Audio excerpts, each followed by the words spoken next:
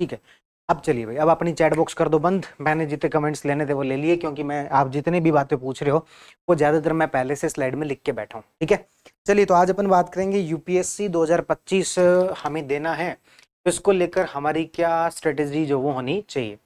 पहली बात तो ये कि कंटेंट के नाम पर मैंने आज आपको सोसाइटी और इंटरनल सिक्योरिटी इन दोनों के नोट्स जो वो हिंदी मीडियम में आपको अवेलेबल करवाए हैं।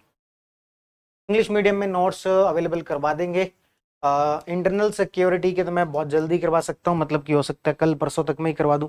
सोसाइटी वाले देखो मेरे पास इंग्लिश के तैयार है नहीं, एक पीडीएफ है, एक बार मैं आपको रेफरेंस के लिए वो भेज दूंगा। लेकिन मुझे अच्छे नोट्स जैसे हिंदी में जितने अच्छे तरीके से अरेंज है उस तरीके से नोट्स तैयार करवाने में सोसाइटी में टाइम लगेगा।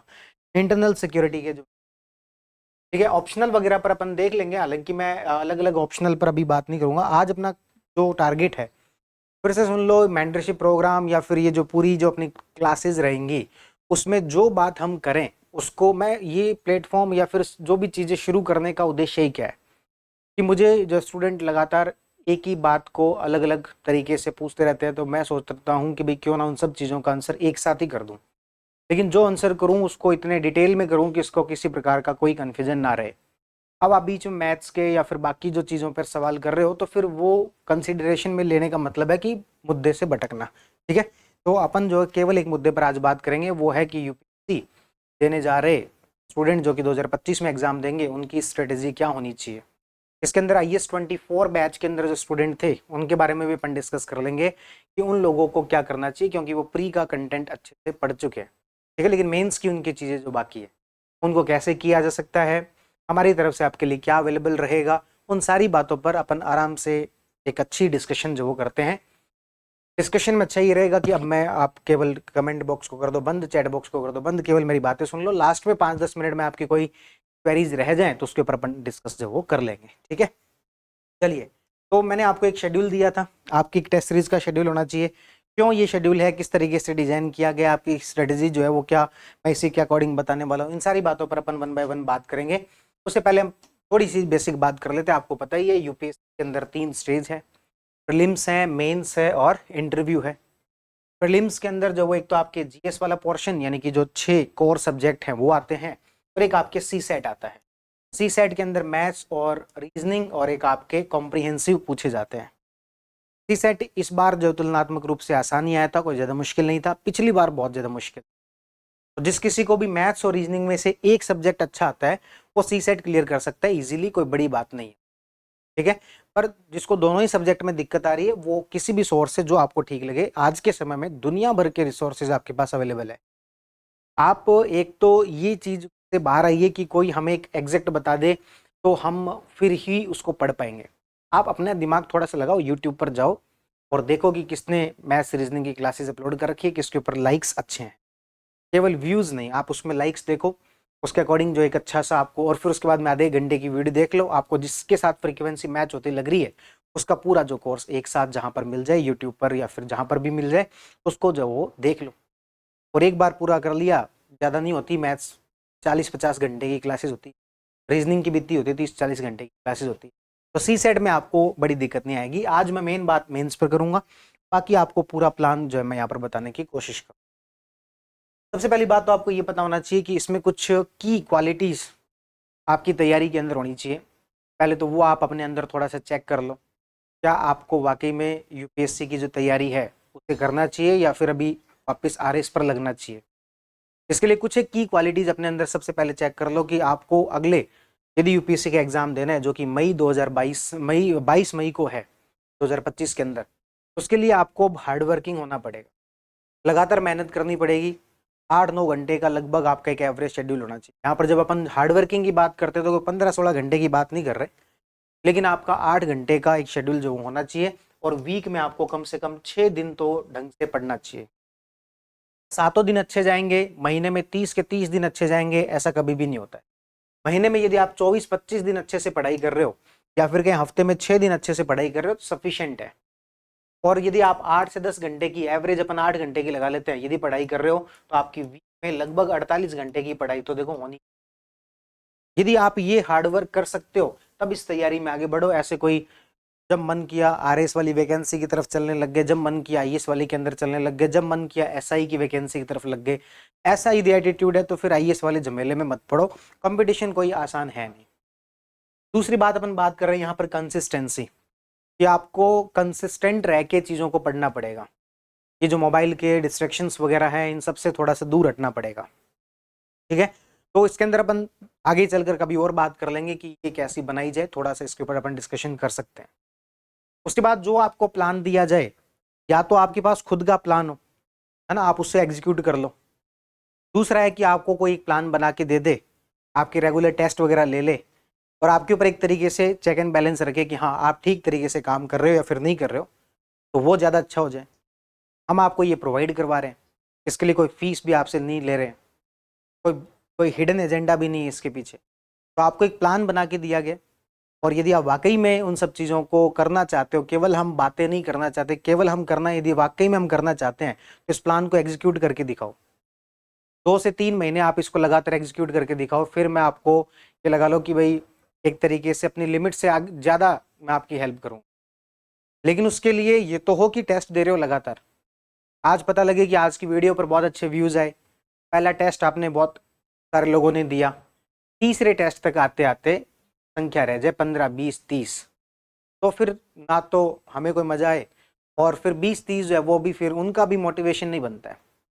इसलिए प्लान जो आपको दिया जाए उसे एग्जीक्यूट करो, तब तो बात सुनने का मतलब है, वरना अब भी अपना अगला 1 घंटा बचा लो, इस 1 घंटे को भी आप मत लगाओ। तो बहुत एक तरीके से कड़वी बात है, लेकिन प्लान जो आपको दिया जाए उसको आपको पालन करना पड़ेगा, या फिर आपका खुद का प्लान हो। जरूरी है हमारा प्लान आप क्यों फॉलो करोगे, आपका खुद का प्लान हो सबसे बढ़िया है। नहीं बन पा रहा इसलिए हम एक बना के दे रहे हैं। आपकी इस पूरी तैयारी के अंदर आपके सबसे अच्छे मित्र हैं सिलेबस और PYQ, previous year question paper और सिलेबस, ये आप रेगुलर देखोगे, क्योंकि आपका अगला जो 3-4 महीना है उसके अंदर मेन हमारी जो पढ़ाई है वो मेंस की करेंगे, और अभी मैं पूरा प्लान आपको समझा दूंगा किस तरीके से आप अपने टाइम को यूटिलाइज करेंगे। और मेंस के अंदर भले ही वो आरएएस हो या फिर आईएएस हो, सिलेबस के एक एक पॉइंट को आप देखो, सिलेबस के एक एक पॉइंट के आपके पास नोट्स हों, और आपने उस पॉइंट से आए हुए जितने भी प्रीवियस ईयर क्वेश्चन पेपर हैं वो सारे कर लिए हों, तो आपका कॉन्फिडेंस वैसे ही 7वें आसमान पे रहता है। आप किसी एक सब्जेक्ट के साथ ऐसा करके देख लो कि उसके सारे सिलेबस के पॉइंट जो है वो आपके अकॉर्डिंग पूरे हो रखे हैं, और उसके सारे पीवाईक्यू भी आपने लगा रखे हैं। हो सकता है उसमें से कुछ एक पीवाईक्यू आपसे ना हुए हों, लेकिन आपने अपनी तरफ से पूरा उसके लिए एफर्ट किया है, और यदि जो नहीं हुआ है उसके किसी तरीके से ढूंढ ढांड के आपने एक नोट्स बना लिए, तो आपका वो सब्जेक्ट पूरा मानना, उससे पहले पूरा मत मानना। तो सिलेबस और पीवाईक्यू, और उसके बाद स्मार्ट वर्क। स्मार्ट वर्क इसलिए जरूरी है क्योंकि बहुत सारे स्टूडेंट जो कि आरएस की तैयारी करते हैं या फिर दूसरे एग्जाम की तैयारी करते हैं, इवन यूपीएससी वालों में भी ऐसा पाया जा सकता है, उनको हर चीज की चाहिए होती है स्पून फीडिंग, और ये तैयारी जो स्पून फीडिंग की है ही नहीं। इस तैयारी के अंदर कोई आप सोचो कि एक हमें बिल्कुल परफेक्ट एक नोट्स मिल जाए और उसमें से सीधे सीधे उठ के क्वेश्चन आ जाएंगे, ऐसा यूपीएससी में तो कतई नहीं होता। इसलिए आपको एक स्मार्ट वर्क करना होगा। मैं भी यदि आपको कुछ नोट्स प्रोवाइड करवा रहा हूँ, इंटरनल सिक्योरिटी की नोट्स प्रोवाइड करवा रहा हूँ, सोसाइटी की नोट्स प्रोवाइड करवा रहा हूँ, वो कोई परफेक्ट नोट्स नहीं होते। अभी तक मैंने जितने नोट्स देखे हैं, या इवन जो आपके कोई दोस्त हो जो मेंस की तैयारी कर रहे हो, जिन्होंने मेंस क्लियर किया हो, जिन्होंने मेंस दे रखा हो, आप उनको सोसाइटी के इंटरनल सिक्योरिटी के अपने नोट्स दिखा देना और उनसे पूछ लेना कि इन दोनों सब्जेक्ट्स के आपने इससे अच्छे नोट्स देखे तो बता दो। उनसे अच्छे नोट्स मैं कह रहा हूँ कि आपको जो अभी तक के मार्केट में इन 2 सब्जेक्ट्स के देखने को नहीं मिलेंगे, लेकिन परफेक्ट नहीं है वो, उसके अंदर वैल्यू एडिशन की अभी भी एक तरीके से गुंजाइश है। वो मैंने क्लास में करवाने के हिसाब से करवाए हैं, उसी को मैं अपनी तैयारी के लिए करता तो कुछ एक चीजें मैं उसके अंदर और ऐड करता, करंट में और ऐड करता। ये स्मार्ट वर्क का काम है। ये हम ये नहीं कह सकते कि हमने जो काम कर लिया वो एकदम परफेक्ट है, उसके अंदर गुंजाइश रहती है, और इसके लिए कहीं इधर उधर भागने दौड़ने की बजाय कोई हमें करके दे दे, ये करने की बजाय गूगल का सहारा लो। गूगल पर, चैट जीपीटी पर आजकल इतनी सारी चीजें मिलती है, उनका यूज करते हुए थोड़ा अपनी नोट्स को, थोड़ा अपनी पढ़ाई को एनरिच करना, उसको अपडेट करना, ये आपका काम रहेगा। स्पून फीडिंग इस तैयारी के अंदर बिल्कुल भी नहीं चल सकती। इवन अब तो आरएस भी ऐसा हो गया, आरएस के अंदर भी आपको स्किल्स सीखनी जरूरी हो गई है, अदरवाइज उसमें भी आजकल अब काम चलेगा नहीं। उसका ट्रेंड भी लगातार जो बदल रहा है, अभी तक मेंस का ट्रेंड बदला है, हो सकता है प्री का ट्रेंड भी बदल जाए, कोई बहुत बड़ी बात नहीं है, ठीक है। ये कुछ की क्वालिटीज आप अपने अंदर जो पहले चेक कर लें, उसके बाद में आप अपनी जो मेरी बात है उसको जो वो सुन लें। अब मैं स्टूडेंट्स को 3 तरीकों में, 3 भागों के अंदर कैटेगराइज कर रहा हूँ। पहले ऐसे स्टूडेंट जिन्होंने अभी आईएएस की जो पढ़ाई है वो स्टार्ट की है, या फिर जो 3 ईयर इंटीग्रेटेड बैचेस के अंदर हैं, जो कि आरएस और आईएएस की तैयारी साथ कर रहे हैं, जिनको कम से कम 1 साल तक जो वो एग्जाम नहीं देना, या फिर कहें कि एग्जाम दे तो सकते हैं लेकिन उन्होंने तैयारी अभी शुरू की है। तो जिन्होंने तैयारी अभी शुरू की है वो ये चाहें कि हम 7-8 महीने बचे हुए हैं, उसके अंदर प्री का, मेंस का, ऑप्शनल, ये सारी चीजें अभी एकदम से करके छोड़ दें, पॉसिबल है नहीं। इसलिए प्रैक्टिकल टारगेट रखो। तो ऐसे स्टूडेंट्स को प्रैक्टिकल टारगेट ये है कि 2025 की बजाय 2026 के हिसाब से अपनी पूरी प्लानिंग तैयार करो। और इसके लिए आपको अगले 6 से 7 महीने में कुछ कोर सब्जेक्ट्स हैं, 6 ऐसे सब्जेक्ट हैं जो कि आरएस में भी आते हैं, आईएएस में भी आते हैं। किसी ने अभी क्वेश्चन भी पूछा कि आरएस और आईएएस में कितना डिफरेंस है, वो भी अपन बात कर लेंगे। 6 ऐसे कोर सब्जेक्ट हैं, एक एक सब्जेक्ट पर अपन जो वो अलग अलग एक वीडियो भी बना लेंगे कि इसमें क्या पढ़ना है, इसमें कौन सा सोर्स पढ़ना है, इसमें क्या पढ़ना है। लेकिन 6 कोर सब्जेक्ट है जो कि आपको एक मोटा मोटी लगभग हर जगह मिल जाते हैं। सबसे पहले अपने वो तैयार करो। किन की बात कर रहा हूं? जिनको आईएएस की तैयारी भी शुरू की है, उनको सबसे पहले ये अपने कोर सब्जेक्ट जो इनको शुरू करना चाहिए और इनको पढ़ना चाहिए। तो एक बार अपनी आज की पूरी डिस्कशन में इन स्टूडेंट्स को अपन जो मोटा मोटी कहें तो शामिल नहीं कर रहे, क्योंकि इनका एक बेसिक काम, अभी सबसे बेसिक काम इनका बाकी है, और वो है 6 कोर सब्जेक्ट्स को पढ़ना। आज के अपने डिस्कशन में मेनली हम जो डिस्कस कर रहे हैं वो 2 टाइप के स्टूडेंट को कर रहे हैं। पहला, जिनका आईएएस का फाउंडेशन बैच जो है कहीं से भी कोचिंग की हो, ऑलमोस्ट उनका जो कंप्लीट हो गया, एक मोटा मोटी उन्होंने पूरे सिलेबस की रूपरेखा, कोर सब्जेक्ट्स पढ़ लिए हैं, या फिर आईएएस 24 बैच वाले जो स्टूडेंट हैं जिन्होंने जो कोर सब्जेक्ट्स वगैरह हैं वो अच्छे से कर रखे हैं, आरएस में भी कर लिए, उसके बाद आईएएस में भी कर लिए, जो प्री के सिलेबस में डिफरेंस था वो भी कर लिया। तो एक तो हम उनकी बात कर रहे हैं। दूसरा, जो भी आरएस का मेंस दे के आ चुके हैं, अभी जो कुछ समय पहले आरएस का मेंस दिया पिछले महीने ही, तो उनके भी ये कोर सब्जेक्ट्स कंप्लीट है। तो ओवरऑल अपन 3 की बजाय मैं सही मायने में कहूं तो हमने इसको 2 ही कैटेगरी में बांटा है, एक जिनका कोर सब्जेक्ट्स हो चुके हैं, एक जिनके कोर सब्जेक्ट्स जो अभी बाकी हैं। ठीक है, तो अपन जो है इन 2 पर अपन बात कर रहे हैं। यदि आप आरएस का मेंस दे चुके हो तो अब आपको यदि आईएएस की तैयारी करनी है तो फिर आपके लिए आज की, लेकिन आपके मन में भी एक द्वंद्व तो चल ही रहा है, वो ये है कि क्या वाकई में हमें आईएएस की तैयारी करनी चाहिए या फिर हम वापस से आरएस पर लग जाएं। तो ये तो देखो, इस प्रश्न का जवाब तो आप ही के पास है, क्योंकि आप ही अच्छे से जानते हो कि आपकी आरएस की तैयारी, आरएस के पेपर कैसे हुए हैं, आपकी इंटरनल स्ट्रेंथ क्या है, क्या आप वाकई में आईएएस वाला जो चीजें हैं उसको कंप्लीट कर सकते हो, कि आपके अंदर कॉन्फिडेंस है या नहीं है। कोई बहुत बड़ी बात नहीं है, लेकिन बात अंदर के कॉन्फिडेंस की है। तो ये जो कॉल है वो आपको लेनी है कि आपको आईएएस की तैयारी की तरफ जाना है, या फिर आरएस का सुधार जो है, जो पिछली गलतियां रह गई, जो हम आरएस में जैसा चाहते थे वैसा नहीं कर पाए, वो करना है। इन दोनों में से एक काम कौन सा करना है, वो कॉल आपको लेनी है। कुछ एक पैरामीटर मैं बता देता हूँ, है ना, ताकि आपको कॉल लेने में थोड़ा सा एक आसानी हो। बाकी आपको फाइनल डिसीजन आप ही को लेना है, कोई आपके लिए दूसरा डिसीजन ले नहीं सकता।